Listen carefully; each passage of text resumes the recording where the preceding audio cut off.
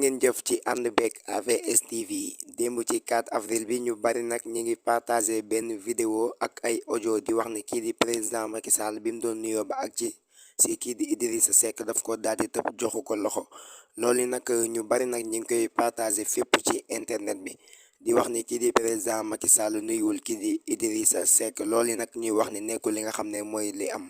ndax boo seetaanee vidéo bi bu baax a baax di nga gis ni kii di président Macky Sall bi mu doon nuyu kii di Idrissa Seck bi mu accès si moom dafa am ku doon traversé ci kanamu caméra bi moo tax image yi foofu leerul mais boo xoolee deuxième vidéo bi da ngay gis ni bu baax a baax kii di président Macky Sall daal dina koy nuyu daal di saafonte ak moom bu baax a baax a baax mu nekk loo xam ne nag depuis démb dañoo seetlu ne ñu ngi koy partagé fépp ci internet bi muy lu doy waar ñuy wax ne nag kii di président Macky Sall nuyu ko. mbokk yi di leen jaajëfal ci ànd beeg AVS TV di leen wax ngeen wéy di abonné tey activer cloche de notification bi ndax loolu kat deen jàppale bu baax a baax ci suñu cadre liggéey jërë ngeen jëf.